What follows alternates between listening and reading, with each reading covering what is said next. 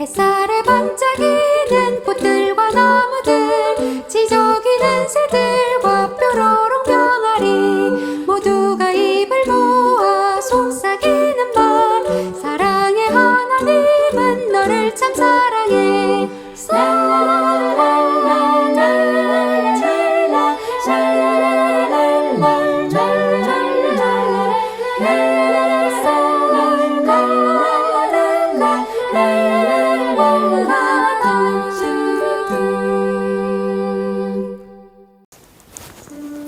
안녕하십니까. 행복한 안식일 아침입니다. 이사야 1장 25절 말씀입니다. 내가 또 나의 손을 너에게 돌려 너의 찢기를 온전히 청결하여 버리며 너의 혼잣물을 다 제하여 버리고 처음과 같이 본래와 같이 회복할 것이라. 온 마음 구석구석에 끼어있는 더러운 찢기들을 깨끗하게 청소해 주시기 위하여 하나님의 능하신 손 되어주셔서 감사합니다.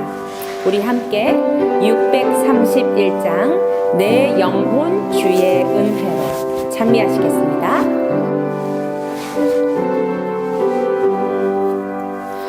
내 영혼 주의 은혜로 죄짐을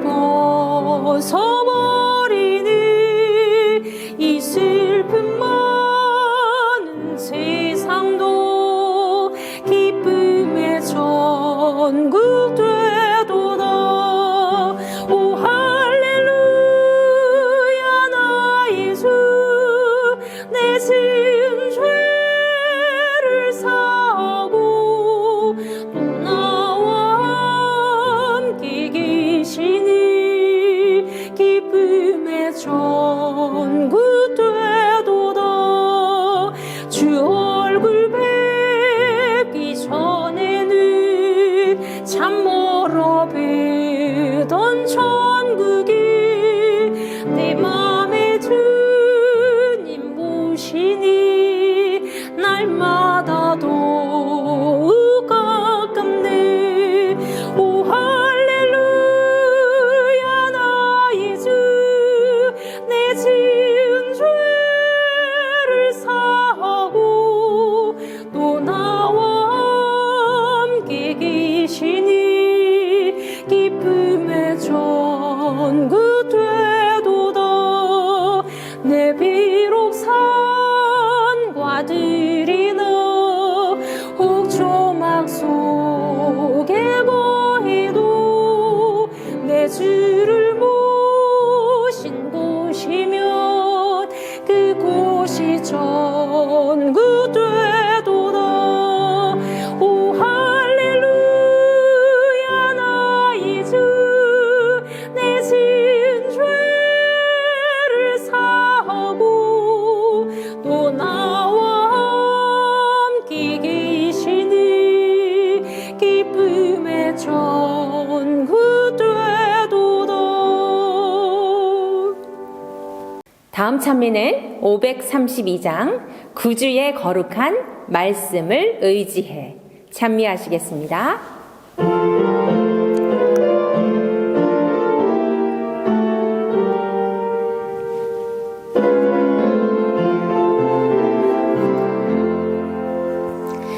구주의 거룩한 말씀을 의지해 날마다 주님께 나가며 성령의 인도를 말없이 따라서 주의 길 끝까지 가겠네. 내 입에 주신 말 말하며 잠잠히 주의 음성 듣네.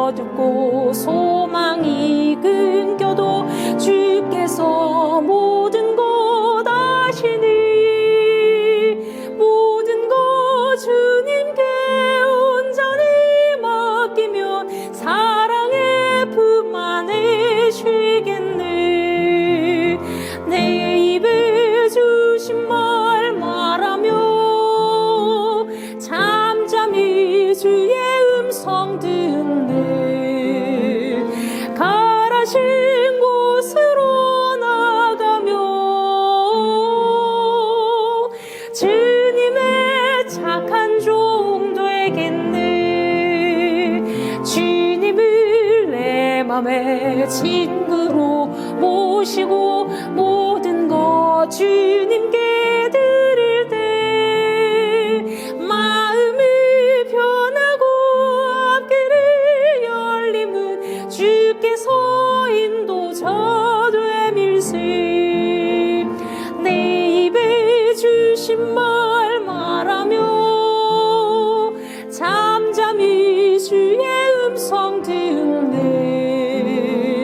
가라신 곳으로 나가며 주님의 착한 종 되겠네.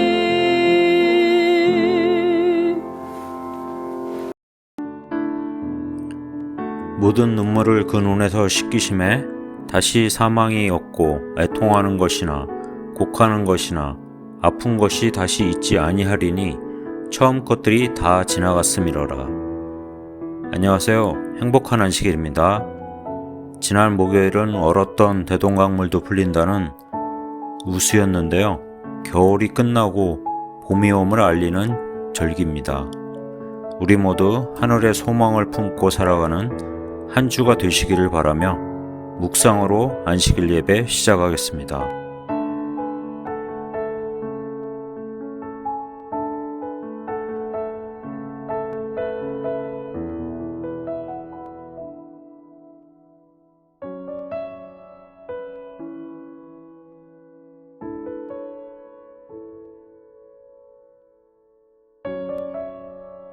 첫 찬미 37장 복의 근원 강림화사를 힘차게 부르시겠습니다.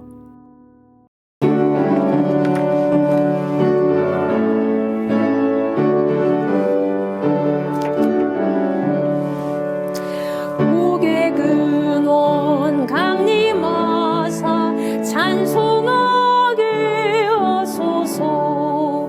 한량없이 자비하심 진양할 길 없도다. 천사들의 기쁜 찬송 나도하게 하소서. 구속하신 은혜함을 항상 찬송합니다. 주의 도와주심 받아 이때까지 왔으니 이와 같이 천국에도 이르기를 바라네.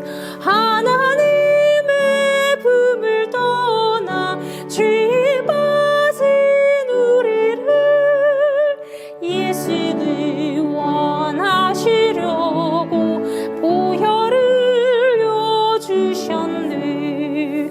주의 귀한 은혜 받아 일생 빚진 자 되는 주의 은혜 사슬 되사 나를 주게 메소서. 우리 마음은 연약하여 범죄하기 쉬우니 하나님이 받으시고 천국인을 치소서.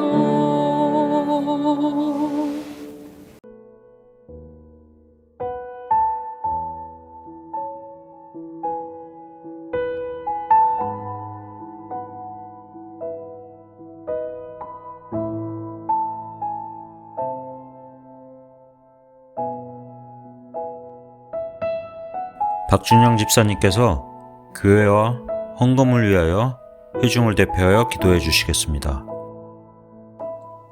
생명의 주인이 되시는 하나님 아버지, 사망의 음침한 골짜기를 다닐지라도 주께서 저희와 함께 하심으로 두려워하지 않음을 인해 주님을 찬양하고 경배합니다. 모두가 어려운 때이지만 특별히 저희 교회 연로하신 어른들의 건강을 지켜주시고 서로의 관심과 사랑의 표현으로 육과 영의 강건함을 지킬 수 있기를 기도합니다. 말씀과 기도가 더욱 필요한 때입니다. 잘 깨닫고 이해할 수 있는 성령의 인도하심과 저희의 죄를 회개할 수 있는 마음을 허락하여 주시옵소서. 하나님을 경외하는 것이 지혜의 근본이라 하셨으니 힘써 주님과 교제하며 배우는 하루하루의 삶이 되기를 우리 주 예수 그리스도의 이름으로 간절히 기도합니다. 아멘.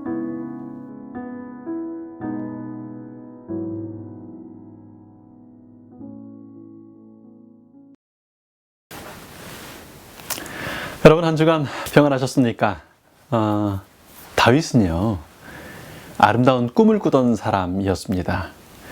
그 거칠은 전쟁터에서 평생을 쫓겨다니는 그런 전쟁을 했던, 그렇게 삶을 살았던 사람이 그 마음속에 있던 간절한 꿈은 여호와 하나님의 처소를, 집을 짓는 것이었습니다. 자신이 그 방랑을 그렇게 해봐서 알았을까요? 다윗은 하나님의 집이 이동식 천막인 것이 늘 마음에 걸렸어요. 그래서 견고한 집을 하나님을 위하여 짓기를 원했습니다. 그러나 성전은 그 아들 솔로몬이 짓도록 허락되었죠. 그래서 드디어 이제 아들 솔로몬이 성전을 짓습니다. 솔로몬 성전 건축에 대한 기사가 이렇게 소개되죠. 역대하 3장 1절 말씀입니다. 솔로몬이 예루살렘 모리아 산에 여호와의 전 건축하기를 시작하니 그곳은 전에 여호와께서 그 아비 다윗에게 나타나신 곳이요 여부스 사람 오르난의 타작마당에 다윗이 정한 곳이라. 여러분, 여호와의 전, 성전, 뭐 하는 것입니까? 성경은 그곳이 만민이, 온 세상 사람들이 기도하는 집이라고 얘기합니다. 하나님을 만나는 곳이라고요. 하나님과 대화하는 집이 성전이죠. 그러니까 죄인이 하나님을 만날 수 있는 장소가 있는데 그것이 성전입니다. 시은좌, 은혜의 보좌 앞에서 하나님을 만나 그 은혜를 누리는 곳이 성전이에요. 법궤, 하나님의 법의 원칙 위에서 하나님의 생명의 법, 그것을 지키면 살게 되는 법을 배우게 되는 것이 성전입니다. 예배의 장소죠. 여러분, 우리가 오늘 이날 이렇게 예배드리고 있다는 것이 얼마나 대단한 일인지 아시지 않습니까? 이 예배가요, 여러분의 삶의 모든 짐들을 내려놓고 쉬게 하며 하나님을 높이게 하는 것이 되기를 축원합니다. 그런데 사실 많은 그리스도인들이 예배 자리에는 오는데 하나님을 만나는 일이 없거나 성전 마당만 밟은 채로 그렇게 별일 없이 돌아가는 일이 많습니다. 왜 그럴까요? 여러분, 예배가 뭡니까? 어떻게 예배가 하나님을 만나는 신령과 진정의 시간이 될 수 있을까요? 오늘은 솔로몬을 통해 짓게 하신 하나님의 성전, 그 예배에 관한 말씀을 함께 묵상하겠습니다. 여러분, 여기 보니까, 이 말씀에 보니까 하나님께서 당신의 성전을 어디에 짓도록 인도하셨습니까? 어떤 산에요? 모리아 산에요. 여러분, 왜 모리아 산에 성전을 짓도록 하셨습니까? 성전이, 예배가 모리아 산에 서 있다는 것이 오늘 우리에게 어떤 의미가 될 수 있을까요? 모리아 산에 지어진 성전은요, 오늘 산 예배, 살아있는 예배, 능력 있는 예배를 드리기 원하는 우리에게 어떤 교훈을 전달해 주고 있는 것입니까?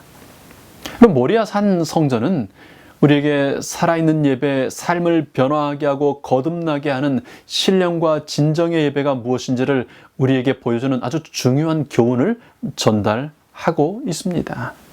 우리 앞에 읽었던 역대하 3장 1절 말씀은요, 그 모리아 산의 성전 자리가 여호와 하나님께서 솔로몬의 아비 다윗에게 나타났던 장소라고 소개합니다. 다윗은 그때 그 나타나신 하나님의 임재를 기념하여 그 자리를 성전 자리로 정해 두었었어요. 그럼 어떤 일이 있었는지 여러분 잘 아시죠? 역대상 21장에 가시면 그 사건이 나옵니다. 우리 잠깐 좀 보실까요? 1절 말씀입니다. 사단이 일어나서 이스라엘을 대적하고 다윗을 격동하여 이스라엘을 계수하게 하니라. 다윗이 살았던 삶은 참 경건하고 본받을 만한, 정말 나도 그렇게 살면 좋겠다 싶을 참 훌륭한 삶이었는데, 그 삶 중에 딱 두 가지 흑역사가 있습니다. 우리아를 죽이고 그 아내를 빼앗은 일이 하나 있고요. 그 두 번째 일이 이 인구조사 사건, 이 사건입니다. 무슨 말이죠? 아니, 왕이 인구조사 할 수 있는 거지요. 뭐가 문제입니까? 그렇게 생각될 수 있겠습니다만은 좀 다른 상황이에요. 하나님께서는 그 백성의 수가 바다의 모래와 같이 많겠다고, 밤하늘의 별처럼 많게 하시겠다고, 내가 너희를 책임지겠다고 약속하셨습니다. 그래서 하나님을 신뢰할 것을 요구하셨죠. 근데 이 인구조사라고 하는 건요, 그런 하나님의 약속을 의지하는 것을 거부하고 다른 여타의 세상 왕국들처럼 백성의 숫자, 사람의 숫자에 의지한 국력을 가시하기 위한 그런 목적의 것이었습니다. 결국 다윗과 그의 왕국에서 거절당한 하나님의 자비, 하나님의 보호하심은 이제 거두어졌고요. 사람을 죽이는 심판의 천사가 3일 동안 온 이스라엘을 돌면서 백성들에게 지금까지 가리워졌던 죽음을 전달하는, 죽이는 일이 있었습니다. 죽어가는 백성들에 대한 소식을 들은 다윗은 회개하며 은혜를 구하죠. 하나님께서는 회개하는 다윗이 있는 그 예루살렘 앞에 이른 죽음의 천사를 멈춰 서게 합니다. 그리고 이렇게 명령하십니다. 우리 역대상 21장 18절로 넘어갑니다. 여호와의 사자가 갓을 명하여 다윗에게 이르기를, 올라가서 여부스 사람 오르난의 타작마당에서 여호와를 위하여 단을 쌓으라 하신지라. 선견자 갓이 다윗에게 그 말씀을 전했을 때, 이제 다윗은 하나님의 명령에 따라 여부스 사람 오르난의 타작마당에서 여호와 하나님을 위한 단을 쌓습니다. 다윗이 단을 쌓고 희생 제물을 단 위에 올려놓고 그렇게 예배를 준비하고 있을 때 이런 일이 있죠. 26절로 넘어가죠. 26절, 27절요. 다윗이 거기에서 여호와를 위하여 단을 쌓고 번제와 화목제를 드려 여호와께 아뢰었더니, 여호와께서 하늘에서부터 번제단 위에 불을 내려 응답하시고 사자를 명하심에 저가 칼을 집에 꽂았더라. 여러분, 사실 다윗이 죽었어야죠. 예루살렘 사람들, 다윗을 동조하여 그렇게 믿음을 거둔 그 사람들이 죽었어야죠. 마땅히 죽어야 될 사람들이 있는데 희생제물이 죽었습니다. 하나님은 사람을 대신하여 희생양을 받으셨습니다. 희생양의 죽음으로 사람이 살게 된 곳, 하나님께서 지정하신 그곳이 오르난의 타작마당, 그곳이었어요. 그곳에 성전이 세워진 것입니다. 여러분, 그 성전이 세워진 이제 다윗 왕이 정했던 그 터, 하나님께서 정하셨던 그 자리가 모리아 산의 자리였는데요. 이것에 대한 다른 사건이 다윗 사건보다 훨씬 오래전에 있었습니다. 믿음의 조상 아브라함이 하나님의 명령을 받아 그 독자 이삭을 죽여 제물로 바치러 가는 사건이 창세기 22장에 나오죠. 2절 말씀을 좀 보겠습니다. 여호와께서 가라사대 내 아들 내 사랑하는 독자 이삭을 데리고 모리아 땅으로 가서 내가 내게 지시하는 한 산 거기에서 그를 번제로 드리라. 이 이상한 명령이 시행되어야 할 곳은 모리아 땅이었습니다. 모리아 땅의 한 산에서, 하나님께서 이미 정해놓으셨고 지시하신 산에서 번제단을 쌓고 아들을 제물로 삼는 예배를 드려야 하는 것입니다. 아니 여러분, 왜 꼭 모리아 땅의 산이어야 했을까요? 3일이나 걸어가야 되는 3일길의 먼 거리에 있는 곳이었는데요. 아브라함은 명령을 받는 그 순간 아들 이삭을 죽여서 제물로 바치겠다고 순종을 결심합니다. 히브리서 기자는 아브라함이 했던 이 특별한 경험이 아버지 아브라함의 마음속에 독자 이삭을 이미 죽은 것이라고 설명합니다. 그런데 3일 후 모리아산에서 죽은 것은 아들 이삭이 아니었죠. 사람 대신에 이런 일이 있습니다. 13절요. 22장 13절. 아브라함이 눈을 들어 살펴본즉 한 수양이 뒤에 있는데 뿔이 수풀에 걸렸는지라. 아브라함이 가서 그 수양을 가져다가 아들을 대신하여 번제로 드렸더라. 사람을 대신하여 하나님께서 준비하신 수양이 죽었습니다. 세상의 죄를 대신하여, 세상 사람들의 죽음을 대신하여 하나님의 양이 죽은 것입니다. 그곳이 모리아 산이었습니다. 그래서 아브라함은 이제 그 특별한 은혜의 경험을 한 이후에 그곳 산의 이름을 다른 이름으로 불렀습니다. 우리 22장 14절 보시죠. 아브라함이 그 땅 이름을 여호와 이레라 하였으므로 오늘날까지 사람들이 이르기를 여호와의 산에서 준비되리라 하더라. 여러분, 모리아 땅은 성전이 세워지는 곳은요, 예배가 드려지는 그곳은요, 여호와 이레의 땅입니다. 그러니까 예배는 그렇게 되는 거지요. 여호와의 산에서 여호와 하나님에 의해 준비되는 곳, 그것이 예배의 장소예요. 여호와 이레, 하나님께서 준비하시는 산에 세워진 성전에서 무슨 일이 있었습니까? 우리 히브리서 13장에 가시면 그 성전에서 일어난 일을 이렇게 설명합니다. 11절과 12절요. 이는 죄를 위한 짐승의 피는 대제사장이 가지고 성소에 들어가고 그 육체는 영문 밖에서 불사름이니라. 그러므로 예수님도 자기의 피로써 백성을 거룩해 하려고 성문 밖에서 고난을 받으셨느니라. 여러분, 성전이 거기 세워지는 것이 그렇게 중요했던 것은 그곳이 성전을 통하여 예표되고 성전 자체이셨던 약속되신 예수님께서 희생 제물로 죽으셔야 하는 곳이었기 때문입니다. 여러분, 성전이 지어진 모리아 산은요, 하나님께서 당신의 아들을 생명의 선물로 주시기 위하여 친히 정하신 곳이었습니다. 여러분, 가슴 아픈 것이에요. 아브라함이 그 무너지는 마음을 안고 아들을 데리고 갔던 것보다 훨씬 이전에, 훨씬 확고하게 아버지 하나님께서는 그 자리에 당신의 아들을 죽이기로 정하신 것입니다. 예배는 그 죽음 위에 기초한 것입니다. 하나님의 절대 주권적인 사랑에 기초할 때 감정에 흔들리고 분위기에 좌우되는 예배가 되지 않을 수 있는 것입니다. 여러분, 사람의 감각에 호소하는 아주 쇼를 하는 것 같은 예배가 얼마나 많습니까? 하나님께서 찾으시는 신령과 진정으로 드리는 예배를 드리기를 원한다면 우리는 하나님의 계획하심, 하나님의 주권적인 사랑에 기초한 예배를 드려야 하는 것입니다. 가인이 이게 싫었어요. 대신해서 사람이 자기가 정성스럽게 준비한 것으로 예배 드리는 것이 좋겠다고 생각했습니다. 여러분, 정성스럽게 준비했다, 좋은 거 아닙니까? 아니요. 예배는 하나님께서 준비하시는 것에 대한 사람의 반응입니다. 사람이 준비하는 것에 대한 하나님의 반응이 아니고요. 준비와 반응이라고 하는 것은 뭐 똑같은 것 같은데 방향이 바뀌면 예배는 죽은 것이 되고 나아가서 죽이는 것이 됩니다. 그것이 하나님의 예배와 사단의 예배의 차이입니다. 비슷한 것 같아요. 아니, 오히려 사람이 뭔가를 정성스레 준비한다고 하니까 좋은 것 같아요. 아닙니다. 아니에요. 절대 아니에요. 죄된 사람에게 의지한 예배는 결국 자극적인 쇼로 흐르는 것이에요. 그게 역사에서 보여주는 것입니다. 예배는요, 여호와의 산에서 하나님에 의하여 준비된 것일 때 진정한 예배가 될 수 있는 것입니다. 이 마지막 시대에 사단이 짐승의 표를 인을 새기겠다고 요한계시록에 예언하잖아요. 여러분, 짐승의 표가 뭡니까? 영시록 13장 17절, 18절요. 이 표는 곧 짐승의 이름이나 그 이름의 수라. 지혜가 여기 있으니 총명 있는 자는 그 짐승의 수를 세어 보라. 그 수는 사람의 수니 666이니라. 여러분, 짐승의 표가 뭐라고요? 사람의 수예요. 사람의 수요.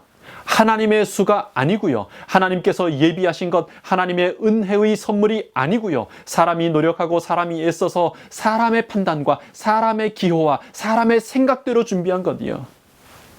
여러분, 왜 다윗이 인구조사를 한 것이 그렇게 무서운 죄였는지 이해가 되십니까? 가인이 과일로 제단에 정성스레 준비한 그것이 왜 하나님께 받아들여질 수 없는 것이었는지 이해가 되십니까?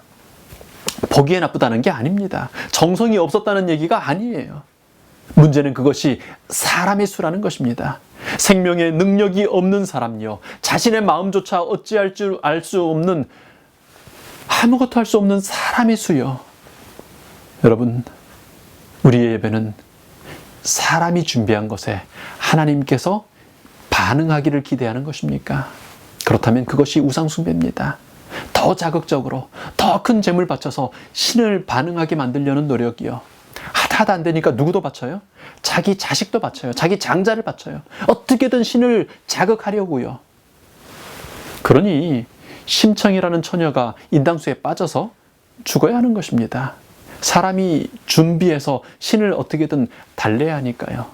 그런 예배에는 감격도 확신도 기쁨도 없습니다. 불안과 불신과 불만만 존재하는 것이지요. 예배하는 사람들끼리 서로 재물을 비교하고 비평하고 판단하고 원망하는 일들이 있을 수밖에 없는 것입니다. 내가 준비한 걸로 뭔가 해야 되니까요.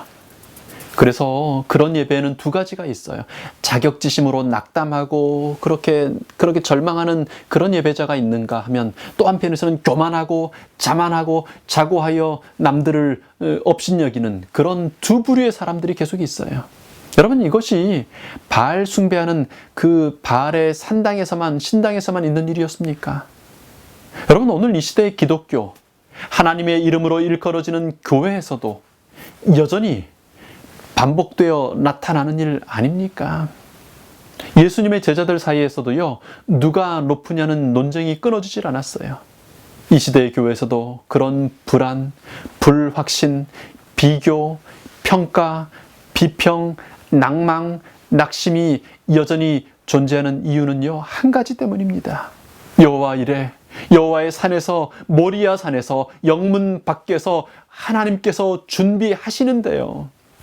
그래서 우리는 그 자리에 나아가 신령과 진정으로 반응하고 감격하고 감사하면 되는데요. 그렇게 하기를 거부하는 겁니다. 내가 해야 뭔가 좀 하는 것 같으니까요. 내가 해야 직성이 풀리니까요. 내 습관대로 내 스타일대로 해야 내 마음이 편하니까요. 가인처럼 내가 하겠다고 고집하는 것입니다. 나의 재물 보고 하나님 당신이 감동받으라는 거예요. 나 이만 하면 잘하지 않았냐 이거예요. 이 정도 헌신했으면 당신이 알아줘야 되는 거 아니냐는 겁니다. 사람의 재물로 나아가는 것이지요. 여러분, 지혜는 여기 있습니다. 총명은 그 수를 세어보는 사람들에게 있는 것입니다. 혹 우리의 예배가 사람의 수라면, 그래서 누군가를 미워하거나 누군가를 깎아내려야 되거나 혹은 내 스스로가 너무 이렇게 작게 느껴지거나 그런 종류의 낭망의 혹은 교만의 예배라면 여러분 알아야 하는 것입니다. 짐승의 표를 받는 예배자들이 얼마나 많이 있습니까? 우리는 거기에서 자유롭습니까? 우리 예배가 하나님께서 준비하신 것에 집중하는 예배가 되기를 축원합니다. 내가 얼마나 거쳤는지, 내가 얼마나 은혜 받았는지, 나의 마음이 얼마나 충족되었는지를 따져보고 생각하는 그런 예배가 아니고요. 그런 예배 제공하는 교회 찾아다니는 그런 경배가 아니고요. 하나님께서 준비하신 희생, 하나님의 어린 양의 죽음만을 생각하는 하나님이 중심이 되는 예배가 되기를 축원합니다. 그래서요, 신령과 진정으로 드리는 예배의 자리, 모리아 산의 자리는 이런 자리인 겁니다. 우리 창세기 22장 9절 그리고 16절과 18절을 보십니다. 하나님이 그에게 지시하신 곳에 이른지라 아브라함이 그곳에 단을 쌓고 나무를 벌려놓고 그 아들 이삭을 결박하여 단나무 위에 놓고 16절요.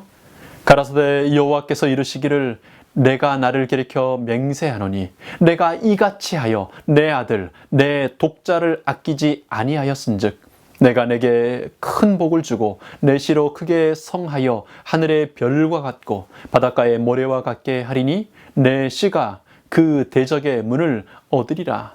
또 내 씨로 말미암아 천하 만민이 복을 얻으리니 이는 내가 나의 말을 준행하였음이라 하셨다 하니라. 하나님께서 준비하신 것이요, 많은 경우에는 이해되지 않습니다. 적어도 그 순간에는 그래요. 사랑의 하나님께서 아들을 죽여서 예배를 드리라는 명령을 주시다니요, 말이 됩니까? 부르심받은 사도 베드로에게 그 사도에게 더러운 부정한 음식을 먹으라는 게 말이 됩니까? 때로 하나님은 당시에는 우리가 이해할 수 없는 명령을 주실 때가 있습니다. 그런 상황들을 허락해 주기도 하십니다. 그럴 때요, 아브라함은 순종을 선택했습니다. 그 순종 때문에 발견된 자리가 모리아 산이었습니다. 이는 내가 나의 말을 준행하였음이니라. 여러분, 하나님께서 준비하시는 것을 인정한다는 말은요, 하나님의 명령이라면, 하나님의 원칙이라면 그것이 당장 손해가 되는 것처럼 보일지라도 순종한다는 것입니다. 여러분, 정말 가슴을 울리는, 내 삶을 변화하게 하는 신령과 진정의 예배 드리기를 원하십니까? 순종하시기 바랍니다. 유튜브를 보다 보니까 아주 많은 설교들이 올라와 있어요. 근데 그 중에 어떤 한 설교에 보니까 조회수가 되게 많고 리플들이 쫙 달려 있어요. 사람들이 목사님 정말 쿨하시다고, 이런 목사님이 있느냐고. 그래서 무슨 설교인가 하고 잠깐 들어봤더니 이런 설교예요. 근데 나중에 또 보니까 그 한 분만 그런 게 아니라 꽤 여러 목사님들이, 여러 설교자들이 그런 비슷한 얘기를 했더라고요. 11조 드릴 필요 없다는 겁니다. 구약시대나 그렇지, 제사제도를 이렇게 지탱하기 위해서 그때 했던 거지, 그럴 필요 없다는 겁니다. 이제는 은혜의 시기니, 십자가 이후에 은혜의 때니 그런 거 얽매일 필요 없다는 겁니다. 마음을 드리는 게 중요하다는 거죠. 꽤 그럴듯해요. 그리고 적어도 굉장히 짐을 덜어주는 것처럼 보이지 않습니까? 근데 아무리 들어도 하나님의 말씀에, 하나님의 명령에 근거한 원칙은 없어요. 찾아볼 수가 없어요. 여러분, 어떤 하나님의 명령은 불편할 수 있습니다. 어떤 하나님의 명령은요, 당장 직접적인 손해를 끼치는 것처럼 보일 수 있습니다. 그러나 여러분, 신령과 진정으로 예배드리기를 원하신다면 순종해야 하는 것입니다. 순종함으로 잃어버리는 것 같지만 하나님은 그 죽임당할 아들 이삭을 통하여 하늘의 별과 같고 바닷가의 모래와 같은 자손을 주시겠다고 더 비교할 수 없는 약속을 주시는 것입니다. 그게 전부가 아니죠. 진짜 중요한 건요, 그날 아브라함은요, 그 모리아 산에서 죽임을 당하시는 하나님의 어린 양을 봅니다. 천하 만민이 복을 얻을 씨에 관한 계시를 보게 되었습니다. 내 씨가 대적의 문을 열 것이다. 내 씨로 말미암아 천하 만민이 복을 받겠다는 약속, 메시아 약속을 받게 된 것입니다. 지난 3일 동안 아버지 마음속에서 죽었다가 오늘 다시 살게 된 독자 이삭처럼, 내가 내 아들 내 독자를 아끼지 아니하였던 것처럼 내가 너희들의 죄를 위하여 내 독자를 아끼지 아니하고 줄 것이며 그는 죽었다 3일 만에 부활할 것이라는 약속을 받게 되는 것입니다. 그는 거기서 메시아를 보았습니다. 그것이 예배입니다. 하나님께서 준비하신 것, 그것에 순종하러 반응하는 것, 여러분, 그게 성전이에요. 그게 예배입니다. 여러분, 그러니 하나님의 준비하심을 유심히 살펴보시기 바랍니다. 여러분, 성전 봉사에 대한 규칙은요, 사실 굉장히 복잡했죠. 매일의 희생이 있습니다. 아침 저녁에 상번제들이 있죠. 분향이 있습니다. 7등대의 불을 매일 관리해야 돼요. 매주마다 떡상에 떡을 바꿔줘야 됩니다. 절기의 희상이 있고요. 각종 죄에 대한, 또 사건들에 대한 각종 일들이 있었어요. 그걸 알아야 했습니다. 여러분, 하나님의 예배를, 말씀을 자세히 살펴보시기 바랍니다. 그럼 그것이 우리가 아침마다 말씀을 읽어야 하는 이유입니다. 여러분, 아브라함이 수풀을 자세히 살펴서 하나님이 준비하신 그 양을 보지 못했다면 그것을 여호와 이레라고 고백하지 못했을 겁니다. 누가는요, 그가 예수님의 이야기를 전할 수 있는 이유가 이 모든 예수님에 관한 일을 자세히 미루어 살폈기 때문이라고 기록하고 있습니다. 여러분, 하나님께서 준비하신 것을 자세히 살펴야 반응할 수 있습니다. 그렇게 살핀 사람이 하나님께 드리는 반응을 예배라고 하는 것입니다. 그리고 이제 그렇게 알게 된, 반응하여 살펴서 알게 된 그 하나님의 뜻에 순종하는 것입니다. 사람이 하나님의 뜻을 행하려 하면 알게 되리라고 예수님 약속하시지 않습니까? 여러분, 우리의 예배가 하나님께서 창세 전부터 준비하신 것을 자세히 살피는 예배, 그것에 기초한 예배가 되기를 바랍니다. 사람의 수가 아니고요, 하나님의 인을 맞는 예배가 되기를 바랍니다. 그럼 그것이 모리아 성전이 우리에게 알려주는 예배라고 하는 것입니다. 영문 밖에서 죽으신 예수님의 십자가가 세워진 곳 모리아산 예배로 예배드리는 우리 예배자들이 되시기를 축원합니다. 여러분, 이렇게 지어진 모리아산 성전에 관한 아주 아름다운 한 기록이 열왕기상 6장에 기록되어 있습니다. 우리 7절 말씀 보실까요? 이 전은 건축할 때 돌을 뜨는 곳에서 치석하고 가져다가 건축하였으므로 건축하는 동안에 전 속에서는 방망이나 도끼나 모든 철 연장 소리가 들리지 아니하였으며. 모리아산에 엄청난 규모의 성전을 지었는데요. 그 장엄한 성전 공사 중에 그 예배 자리는 고요하고 엄숙했습니다. 여러분, 그 공사 자리인 현장인데 고요하게 하나님의 임재를 묵상할 수 있는 곳이었어요. 그럼 어떻게 그럴 수 있었을까요? 아니, 공사를 한다는 것은 막 갈고 자르고 때리고 뭐 엄청난 소리들이 있는 것 아닙니까? 그게 당연하죠. 근데 어떻게 그럴 수 있었어요? 그런 소리나고 시끄러운 것들을요, 성전 밖에서 다 해결하고 모리아산으로 모였기 때문입니다. 여러분, 이것은 하나님의 교회에 관한 아주 중요한 교훈을 우리에게 줍니다. 교회가 운영되는 데는요, 말씀과 기도뿐 아니라 사람이 모이는 곳이기 때문에 행정이 필요해요. 오늘 모리아산의 성전의 경험은 우리에게 말씀과 기도의 자리와 행정의 자리를 분리하라고 이야기합니다. 여러분, 사실 이걸 모아놓는 게 더 편할 것처럼 느껴져요. 생각해 보세요. 치수를 미리 다 재서 저기서 잘라가지고 와가지고 와서 맞추는 게 쉽습니까? 그 자리에서 오면서 땡땅 때려가면서 맞추는 게 쉽습니까? 당연히 그 자리에서 맞추는 게 쉬워 보이죠.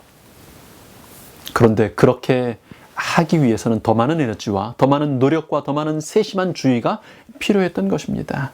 그렇게 했기 때문에 그렇게 아름다운 고요한 예배에 집중할 수 있는 성전이 될 수 있었던 것이죠. 오늘 우리의 교회에 필요들이 있습니까? 네, 있습니다. 우리 교회가 돌아봐야 될 일이 있습니까? 네, 있습니다. 그런 일들이 필요하지 않은 것이 아니라 오히려 더 세심한 노력과 더 세심한 주의를 가지고 성전 밖에서 예배 자리와 분리된 곳에서 그렇게 처리해야 할 필요가 있다고 오늘 모리아산의 경험은 우리에게 교훈하는 것입니다. 그래서 예배의 자리가 인간적인 분쟁을 하는 곳이나 사람의 의견을 주고받는 것이 아니라 하나님께 집중하는, 하나님을 만나는 자리가 될 때 신령과 진정으로 집중하는 예배가 될 수 있음을 모리아산의 경험은 오늘 우리에게 그렇게 말해주고 있는 것입니다. 그렇게 준비한 모든 성전의 재료들이 견고한 성전을 이룰 수 있었던 힘이 있었습니다. 성전의 근간, 예배의 기초에 관한 그것에 대해서 성경은 이렇게 증언합니다. 우리 열왕기상 5장 17절의 말씀입니다. 이에 왕이 영을 내려 크고 귀한 돌을 떠다가 다듬어서 전에 기초석으로 놓게 하매.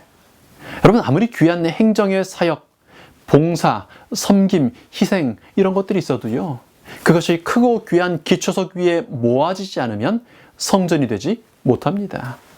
오늘 우리가 이렇게 교회를 이루는 특권을 누릴 수 있게 된 것은요, 크고 귀한 돌임에도 불구하고 기꺼이 가장 낮은 곳에 깔린 기초석 때문입니다.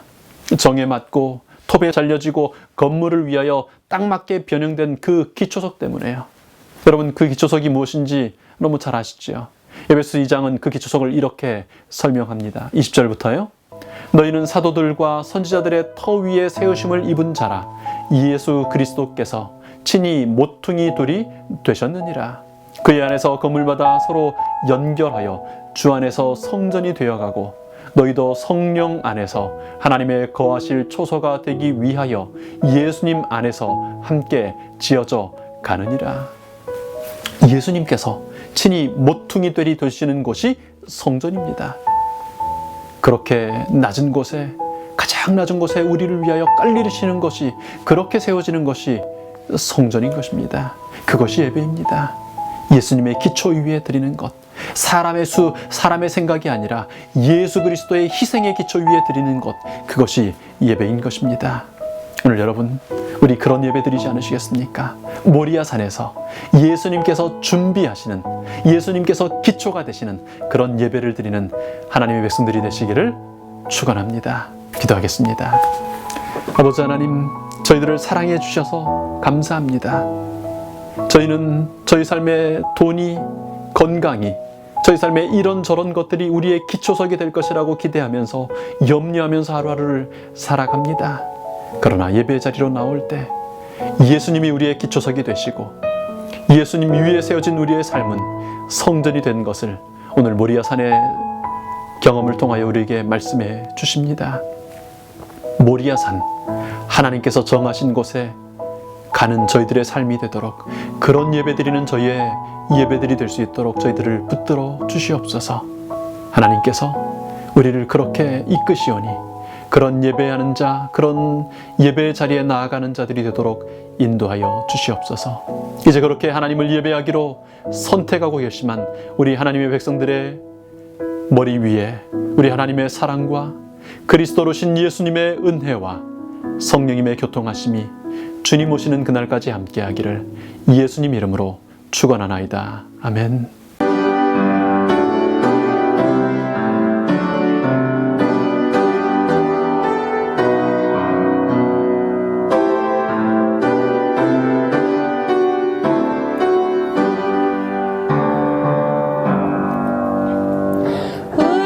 우리의 소망 불타오르네.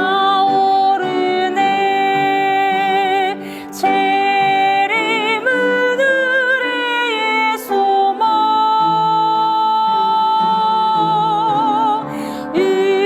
우리의 믿음 불타오르네. 말씀에 굳게 선 믿음. 남은 때가 없이